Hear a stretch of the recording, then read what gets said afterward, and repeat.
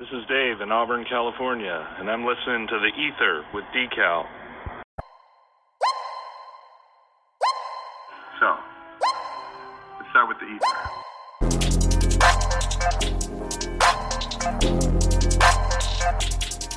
You're listening to the E.I.T.H.R podcast with Decal.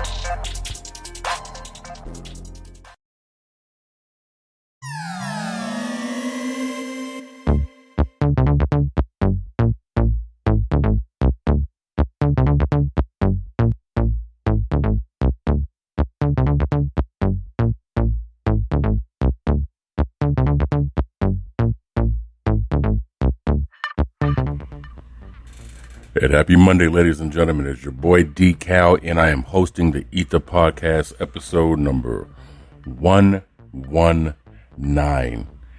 Howdy. Hope everyone had an awesome weekend, and I hope this is the best start to your week that you've ever had in the history of ever. To keep it simple. Here at the E.I.T.H.R podcast, the elephant in the room, where we talk about issues and topics and things that are usually difficult for people to have conversations with their peers. If you are new to the podcast, welcome. And if you are coming back as a return listener, welcome back. So we're located here in Northern California, and to do this, want to give you guys some other options for you to be able to get a hold of us. On social media, you can follow us Instagram and Twitter, which is going to be the handle of the E.I.T.H.R, T-H-E-E-I-T-H-R. Also, if you want to give a call or a text message to the podcast, 916-282-9372. Want to give some listenership shout out to India. It's crazy, right? Your boys got some people out in India who has been listening to the podcast. I want to give a shout out to Los Angeles. I want to give a shout out or two to Florida, and again to Montana, to Oregon, Sacramento, Folsom, and Colorado. Got some people out there, Colorado. So anyway, with the E.I.T.H.R, what we do here is we like to do what's called shout outs, and inspirational and motivational. So first thing I want to do is I want to give a shout out to Truth Be Told out there in Grand Junction, musician out there hold it down in the west side of Colorado. You guys go ahead and follow my peoples, man. On Instagram, it's truth.be.told, TOLLED. And if you have Twitter, you can go ahead and give them a follow at TruthTDP. Go ahead and support your peoples. So I want to give a shout out to them out there. Also, if she's listening, they want to give a shout out to the barista at Starbucks on Cal Expo. Sarah, thank you very much for your help today. Greatly appreciate it. So, in addition to shout outs, we like to give inspirational, motivational. And since this is the 119th episode of this podcast, I really appreciate the feedback that I've been getting from people in regards to how their perspectives have altered, if you will, especially with something like this. Not too many podcasts that I know do this kind of thing, and it's each podcast is independently different, so they don't have to follow a certain blueprint. But the E.I.T.H.R podcast, what we do is we try to stand out a little bit from everybody else. So inspirational, motivational, this is going to be a reminder. Not all positive changes feel positive in the beginning. And I think a lot of people who have this instant gratification belief or this instant gratification mindset, you have to understand that things aren't going to happen right away. Hell, it might not even happen within that season. It might not even happen in that year. But all it takes is just one chance, one opportunity, one view, one listen, one purchase, one like, one follow. It just takes one. And after that one, it can blow up like napalm. So just keep in mind, it's you have to do things with the end in the beginning. And don't take your eye off the path, regardless of how rocky the road may seem at that point in time, because, it's just a speed bump. It doesn't mean give up. And it's easy for people to get discouraged, but don't, because anything worth having doesn't come easy. And if it came easy, then you probably don't want it. So it's going to take a little bit of hard work. So just want to go ahead and give that out there to people. So what we're going to do today, we're going to talk about a couple of things. We're going to discuss how half of Californians believe in this one particular thing, amongst others. And on my personal Facebook page, I had put out, hey, if anyone got something that they would like for me to discuss on the podcast, go ahead and give a suggestion. And I got one particular person gave some feedback, and we're going to address that issue once we get back from the word from my sponsor here at the E.I.T.H.R podcast. But again, at the E.I.T.H.R, E.I.T.H.R, right there on Instagram or on Twitter. Also, we have our own TV channel. It's small. It's starting off. It's up and coming. GNSETV.com. Free subscription. So sign up for free and you can see what we got on video demand. And you can also check out what we got streaming live. So we'll be right back after word from the sponsor. Be good. Hello, my name is Candace Romero, and it has been my absolute privilege and honor to be teaching people about doTERRA's essential oils for the last 9 years and helping people live their most vibrant life. If you'd like to learn more about my natural solutions, please feel free to contact me on Facebook at Bay Area Terra Tribe Essential Oils and Natural Solutions, or check out my website, my.doterra.com/Romero. That's my.doterra.com/ROMERO. Thank you.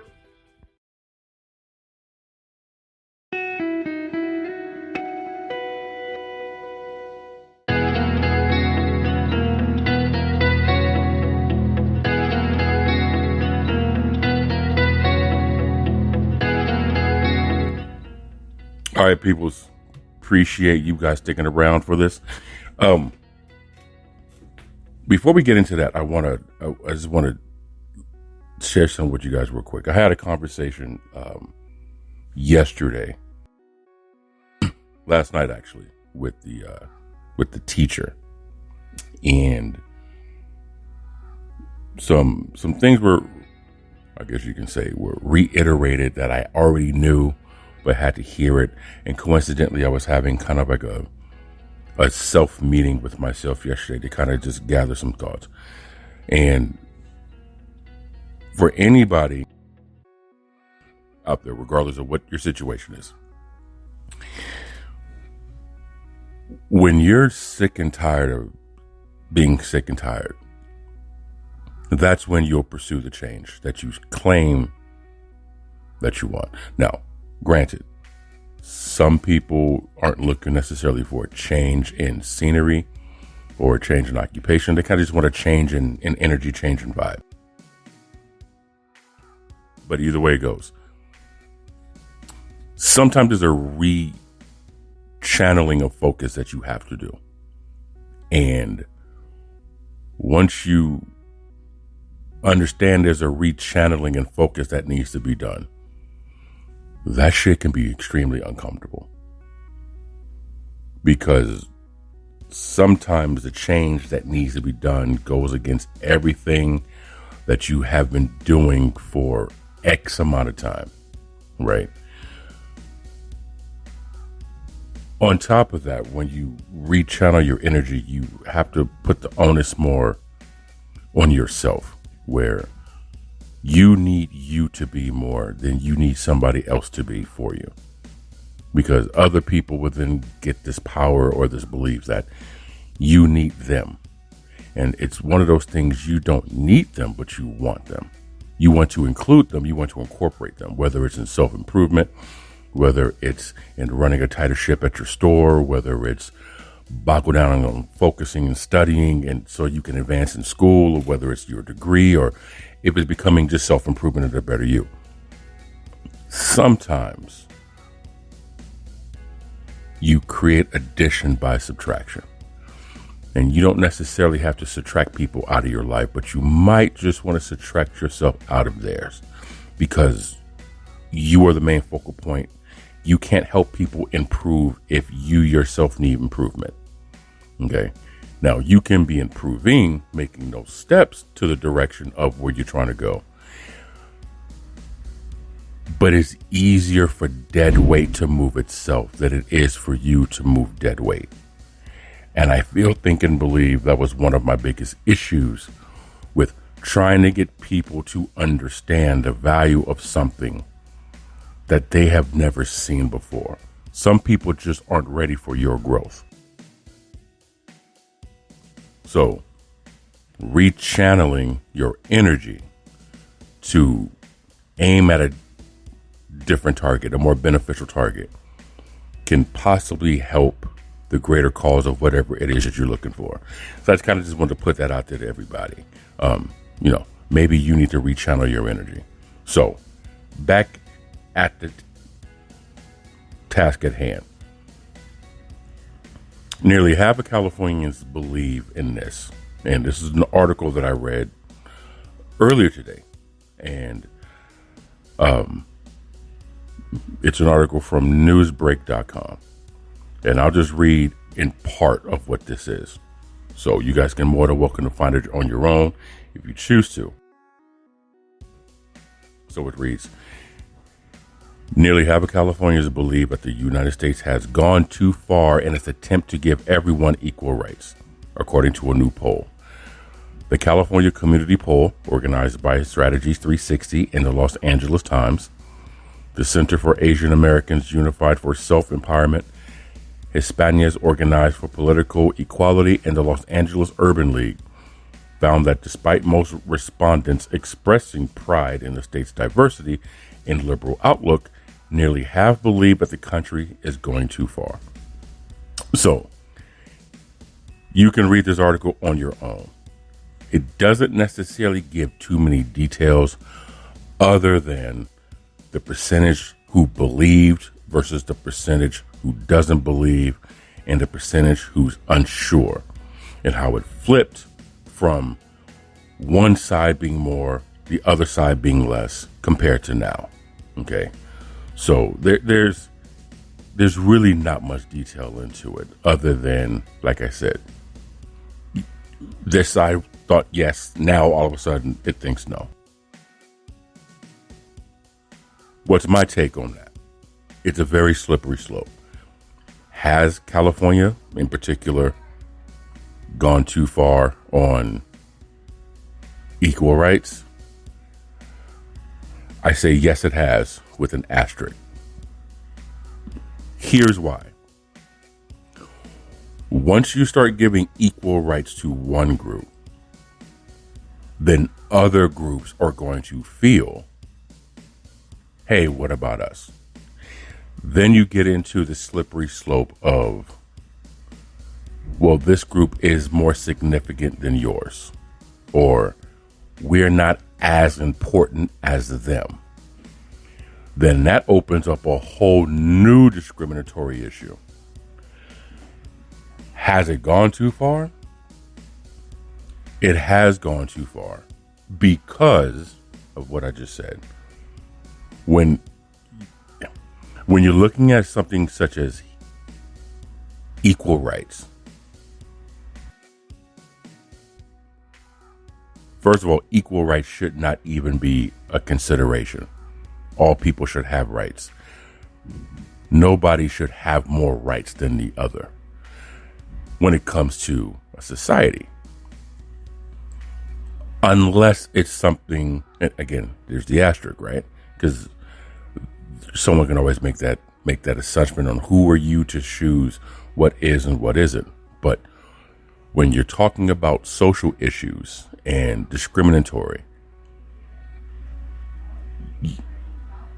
you have a group of people who is fighting for rights ever since fill in the blank.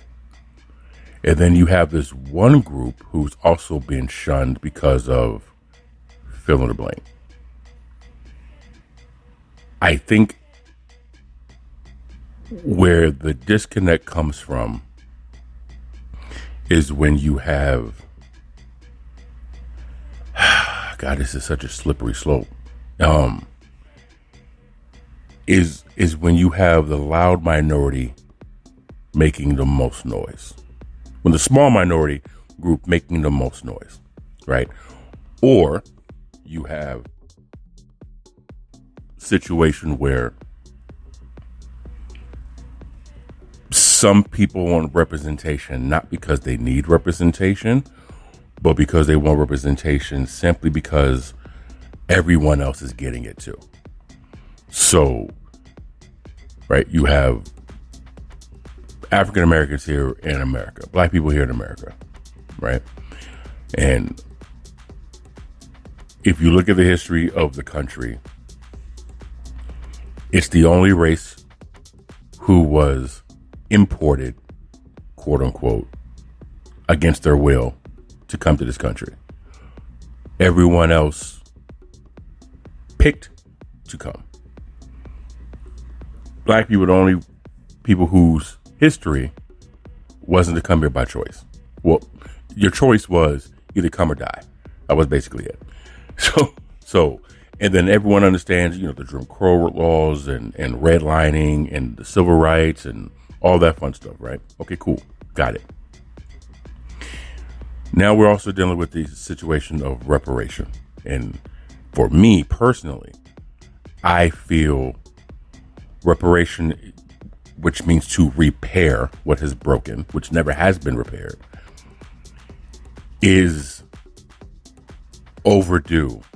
But at the same time, in today's world, I don't see it having the impact that it would have had 30, 40, 50, 60 years ago.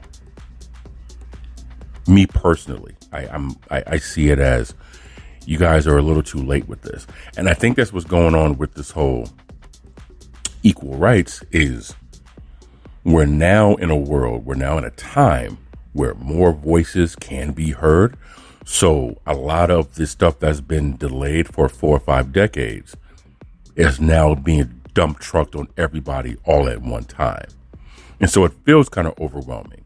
Again, you have the loud minority group, small group of fill in the blank, you know, whether it's LGBTQ, whether it's a trans, well, that's part of the group right there, but, or the unhoused, you have who, fill in the blank, whatever small group you want to use in your example.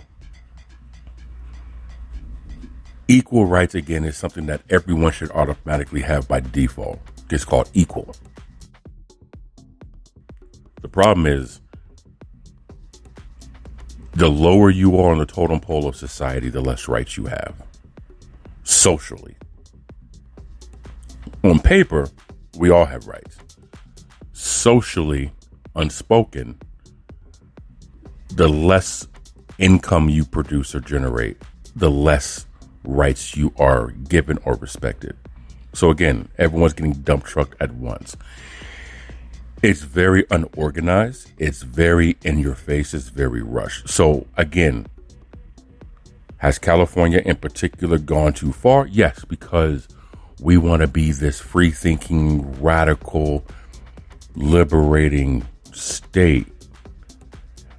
But the problem is you're trying to please people and you haven't pleased those before the ones you're pleasing now. So I kind of agree that it has gone too far because there are still groups of people that hasn't got taken care of. Right.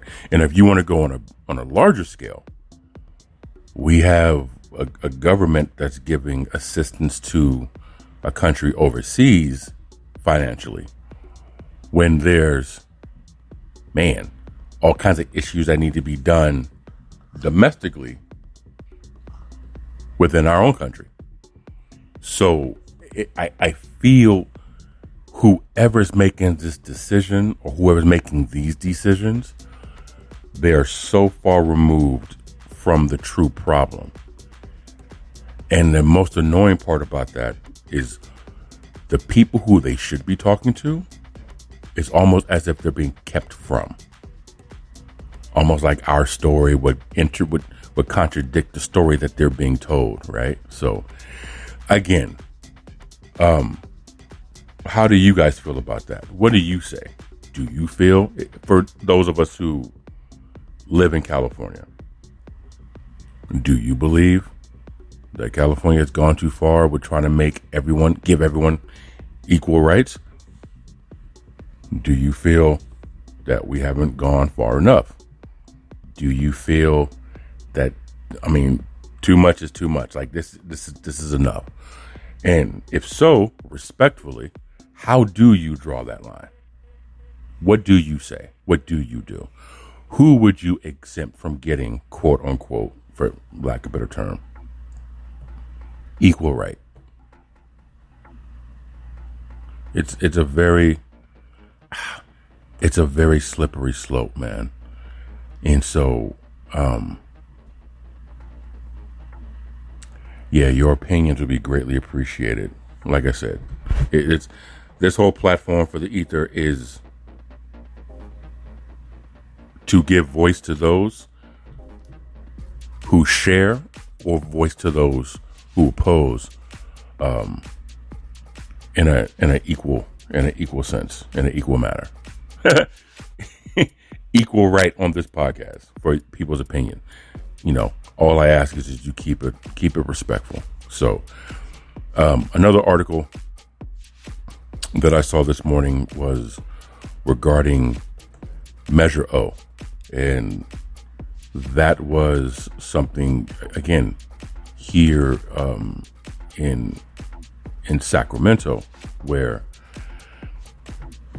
there was a measure that was pushed to enforce homeless encampments whenever they're being reported. And the city was to come through within 20 days to, fix that. Especially if that eyesore wasn't like in a residential area or a heavily congested area that was kind of just making it difficult for those who, are housed there. But there's some issues with that, because one part is saying, okay, well, we gave the money for people to take care of it. We did our part. And the other part is people saying, yeah, but this, that, and the third, we'll get to it when we get to it. And another part is, well, we're short-staffed. We don't have the funds for it. And so it's kind of that political ground where no one's holding the bag, but yet everybody has their hand in it. So I've said this on a few episodes before when it comes to stuff like this, man. And this is my opinion. This is how I see it. This is how I feel, based on what I've read, what I've seen, what I have experienced myself.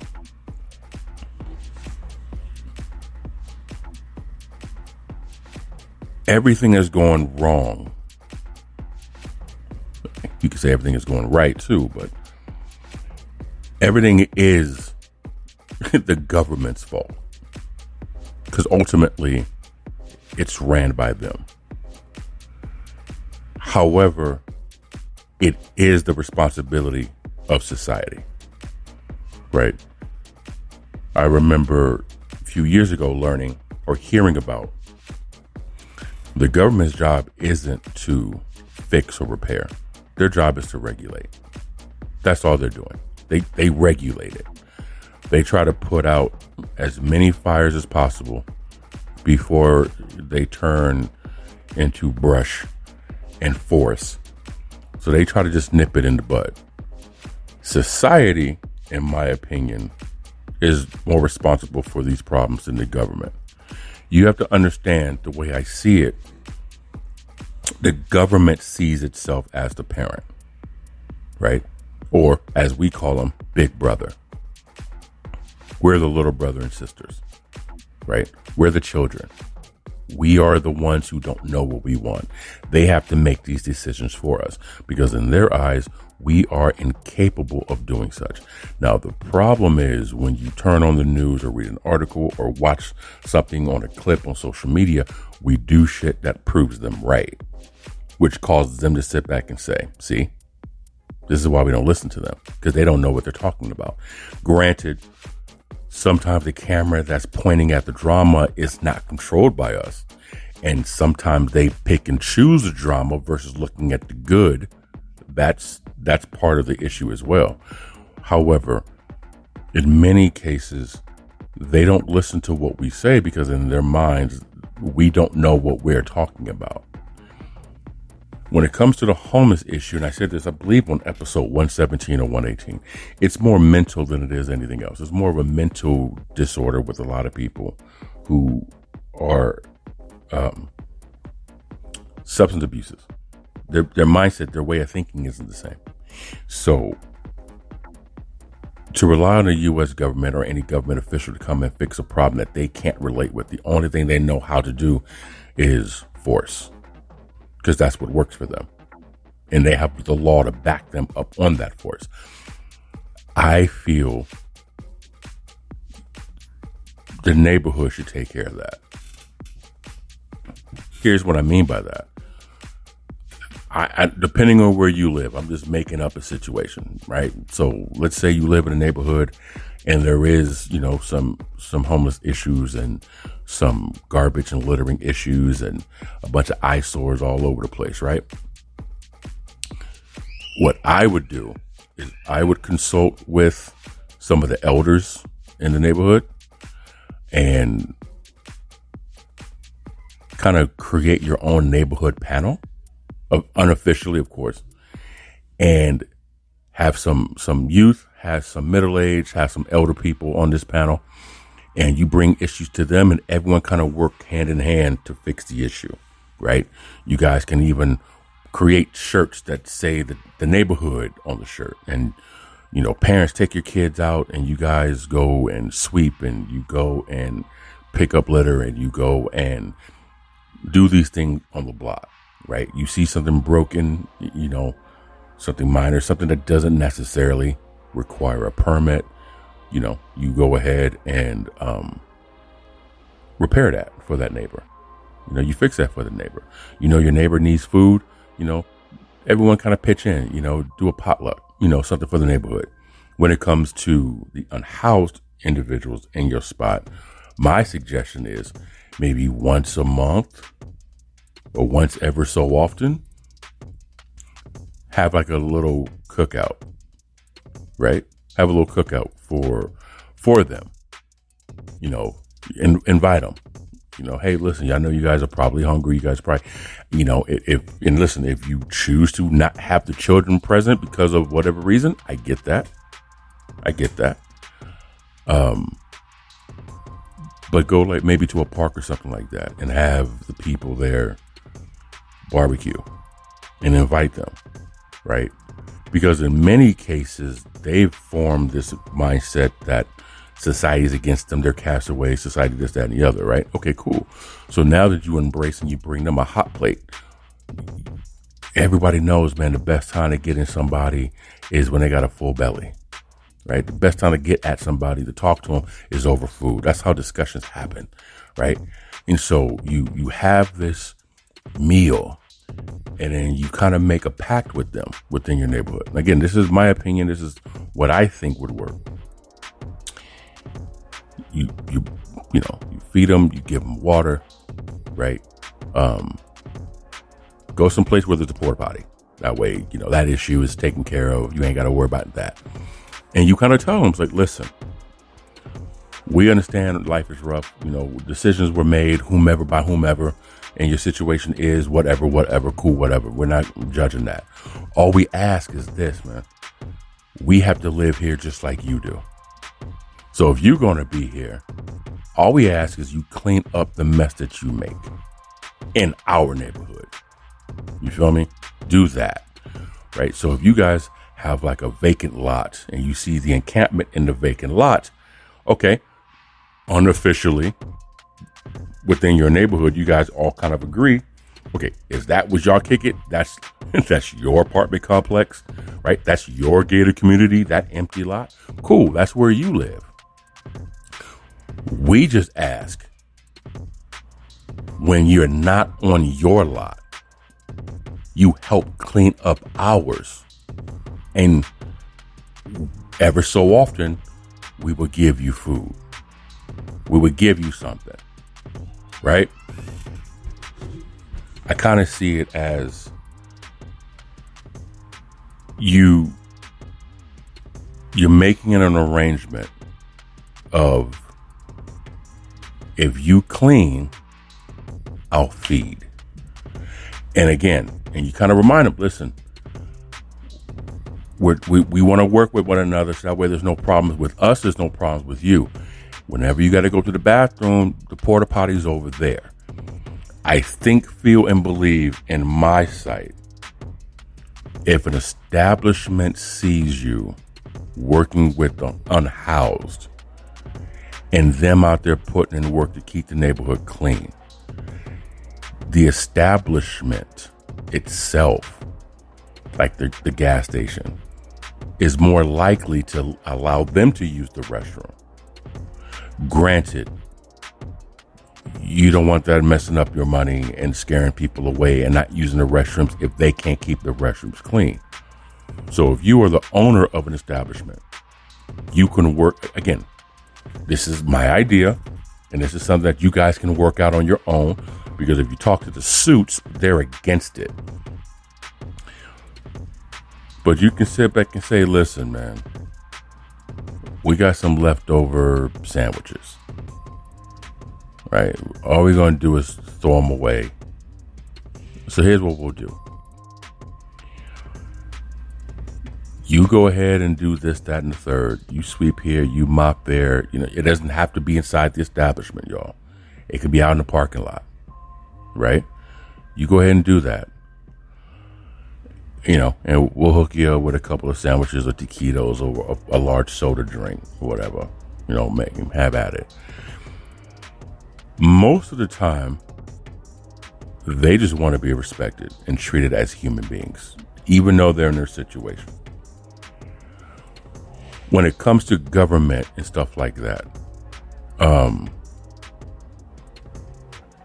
many of them, again, like I said before, they're so detached from. It's kind of like the king, the queen, you know, they have their knights, and then you have the peasants, and you're kind of treated like the mongrel of, you know, fill in the blank. I think, feel, and believe that if the village took care of the unhoused, I'm not saying have them move into your property. What I am saying is have them earn their keep if they're going to be there too. And I think, and this is just my brain working the way my brain works, your unhoused individuals who are being fed, they're given drink, they're kind of earning an internship by keeping the neighborhood clean type of thing. You might turn around and start having your own neighborhood security, right? Again, my brain has a very, very unique way of painting pictures and creating scenarios, but I can see that if you do that, they're not going to want to mess up a good meal. I highly doubt they're going to want to mess up a good thing going. Listen, we keep our situation over here. They got their situation over there. So now, in a perfect world, if you were able to do that with the unhoused people and they were able to hold their end of the bargain with keeping things clean and so on and so forth,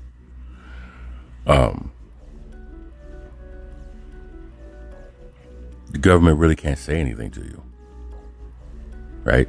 It's almost because in my opinion, now you have the power, the neighborhood, because the people in that neighborhood, you created a solution that fixed a problem that's been going on for decades. And all you did was, all right, we're going to compromise. You got that over there. We're going to do this. You do this. We get you this. Cool. Right? Right? We'll come together for that. And we'll maintain for that.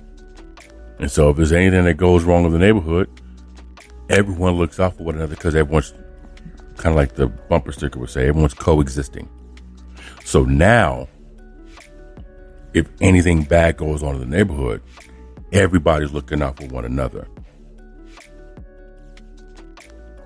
That's just me. That's just how I see it. That's my opinion. You know, what do you guys think? Do you see that as, yeah, that could work? Or do you see that more as, miss me with that bullshit, right? I honestly, truly, really think that could work. I think that could be a possibility. So, that's just me. One more thing we're going to talk about is I put a post on my page about a topic, and my homegirl Kim, I've known Kim since the sixth grade, and yeah, sixth grade, and so her perspective was, we want to go back to where California was, you know, when the world was, you know, what it was when we were younger, and how it was so much less politic. It was a lot less uglier. It was a lot less greed. It was a lot less. And to her point, I agreed with her, but I also kind of made the gesture to her that it's kind of perspective. So what I'm doing right now is I'm looking on my Facebook page for the for that actual post. Just give me one quick second here. So where we at?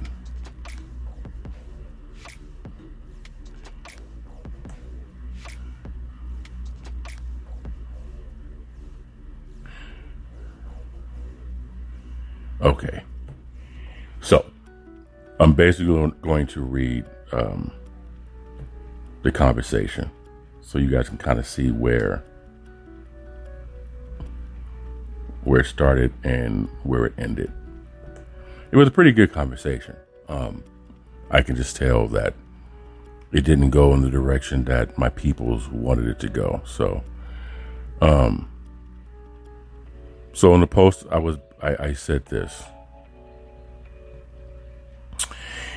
getting things ready for the week on the podcast. Do any of you have a topic you want me to discuss? Comment or below or DM me. So she hit me with this, like at the 22 hours ago. What's currently happening in California? It is majority changing the environment here and set to keep changing in the next 5 years forever. Do we like the new California, or do we want some old values and laws? What should we do or not do? And so I simply said, define old values and laws. And so her response, like the California we grew up in, when everyone had a fair chance at winning as long as they worked hard for it. Stuff like that.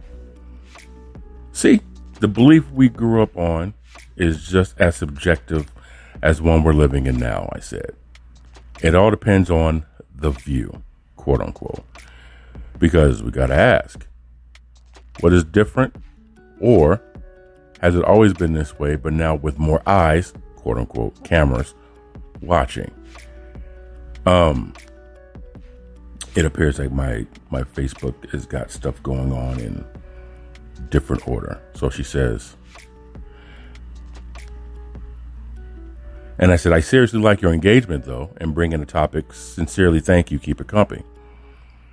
Then her reply was, it wasn't a belief. It was the truth back then. Ask yourself, what do you know back then that was the streets and homeless? I'm sorry, let me reread it again. Ask yourself, what do you know back then that was in the streets homeless? I'm sure, okay, so I read it right the first time. Not many, and not for the same reasons. Again, back then, everyone won. The American dream was possible for all, not a selected some like now. I'd be more than happy to make a cameo on your podcast if possible. So I responded because I was driving. I said, okay, sorry, I'm driving. Now, to your point, back then things were a lot less uglier. In regards to the homeless in the streets, probably was less, yes. But then again, it wasn't as many people lived in the East Bay area back then, or Cali in general.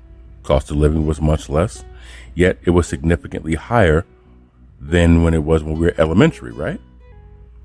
Talk about the cost of living. It was higher when we were in high school than it was when we were in elementary school, yet the cost of living is significantly lower when we were in high school compared to what we are now. Just to clarify for you guys listening. Things we notice more are the things that tend to affect us. So back then, homelessness didn't affect us because we didn't really see it. As we were either doing homework, playing sports, on punishment, or something. Our money was our money and only stressed off our pager bills, prepaid cell phones, and having our very own line if our parents gave us the money for it.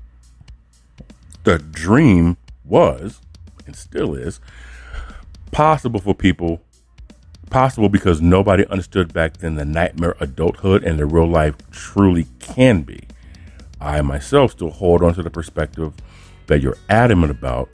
It's just I also realize the battle we must fight to achieve it. So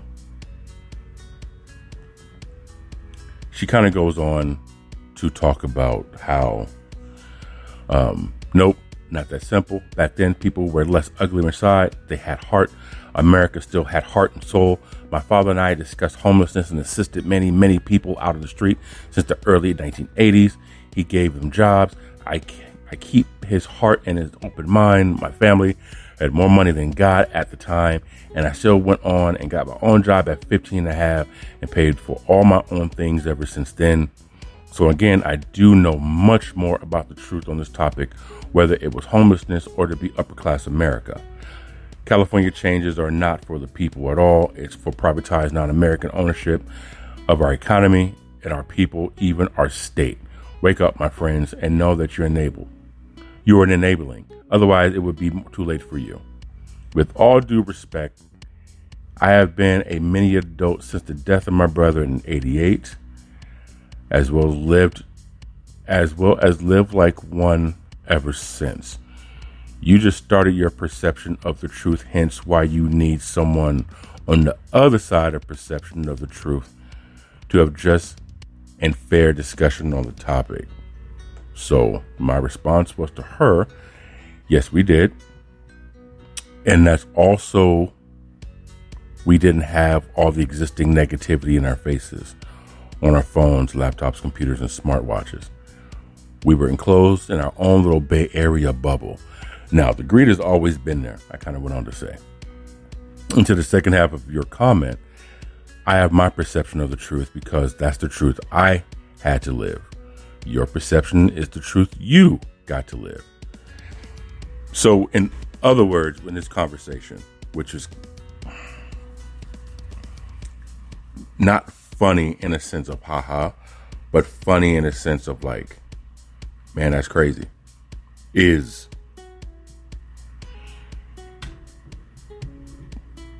she herself said that she had more money than God when she was growing up, and she still chose to get a job. I think what my peoples didn't really grasp in the conversation was your perspective of life based on your experiences doesn't match everybody else's in the world. And because it doesn't match, it doesn't make ours wrong. It just means it's different from yours. And I feel from experience This is a microcosm of what happens in today's world with people. If you see it one way, that's the only way you know. And because it's what you know, then it's law. It's fact. That right there is gospel. And if someone else comes along and tells you something different, they don't know what they're talking about. That is how we are in society. I don't know how long it will continue to be that way. But fuck, it is. Right? And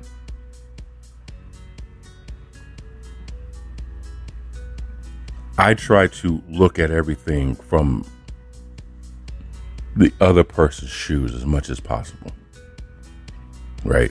When I was younger, I didn't necessarily understand what a lot of, women would go through in their day-to-day lives. As growing up as a young boy, you see things the way you see things, right? How we're wired, our way of thinking. Then as I get older, female friends and, date people, you hear stories and people's perspectives and what you listen to them, but you don't really hear much, right? Until, I don't know, one day something just sticks and you see something and it's like, oh, that's what they mean. And one of the most powerful things we have in our vocabulary is the 25th letter. And for all of you right now who try to think of which is the 25th letter, it's why. When you ask yourself why something is, and you constantly drill that question, why? Well, why? Well, why? You have to constantly think about, why is this an issue? Why is this a problem? So I would always try to put myself in the shoes of someone of a different culture. Put myself in the shoes of somebody who I don't like. Okay, why don't you like them? And look at it from their eyes as much as possible. That is the definition of empathy. You've walked in that person's shoes before. And it isn't until you walk in their shoes and you engage in an encounter to where you're like, oh, that's what they meant, right? How many times have your parents told you something when we were younger and we swore up and down, man, you don't know what the fuck you're talking about. Shut up. I mean, that don't make no sense. It's not like that anymore. It's this, that, and yeah. And then you get to a certain stage in life where a certain situation happens and you look at it and you're like, oh, that's what they meant. God damn it. Now you're trying to process the whole thing and remember what they said you're supposed to do and how it's supposed, and that's kind of where, your journey on life happens. With some people, and it seems this way with my homegirl. When you get two people who experience the same thing, you get two different perspectives. Because how many times have you seen, it's like that movie, Vantage Point. 6 different people saw the same thing, but yet there were 6 different stories of how it happened. It's wild, right? You go to the movies, you will see the same film sitting next to each other, but you saw it differently. It's crazy how that works. This is the reason why, for my platform, I try to keep the mind open, because there's my homegirl Jay out there in Grants Pass, Oregon. Just messaged her today about this. I was like, look, man, thank you for, being the contrarian on everything that I see. Because even if I don't want to listen to it, I hear it. Right? You make me think. You make me see it from a different angle, whether I agree with it or not. And she was like, that's exactly how I feel, when it comes to certain things, that you say, that you post, that you believe in. And you can agree to disagree. And you can not be on the side of, but you can at least understand the perspective. And I think what happens is with people, when you see a perspective that doesn't match yours, it angers you because then it makes you have to change your view. And we're in a society where the whole population, figuratively speaking, believes I'm right, you're wrong. Right? And this is how everyone has the same mindset. And unless you agree with what I say, you're wrong. But if you agree with me, then you're right. Even if you prove with fact and video, people would sit back and say it was edited, it was photoshopped, it's not authentic. And I said this in another episode before, when you grow up in a world of things that are counterfeit, how would you recognize when something is authentic? And in many cases, people don't know authenticity from what is counterfeit because to them it looks the same. It's so wild, man. But like I said, it was a good conversation that we had. I basically read you the thread that her and I had together. And again, her perspective is the American dream is this. I have more money than me. We had more money than God growing up, and I still got a job. I'm like, oh, cool. I didn't. So I didn't see the world the way you did. And coincidentally, she didn't respond after that either. So I'm pretty confident my experience from my perspective is wrong because it doesn't match hers. God bless her anyway. So this is going to conclude today's episode, man, of 119. It's your boy D-Cal here at the E.I.T.H.R podcast. You can go ahead and social media again, the E.I.T.H.R, T-H-E, E-I.T.H.R. We'll be back again with the next episode of 120. I plan on pissing some people off this week with the next couple of topics. Can't wait. We out.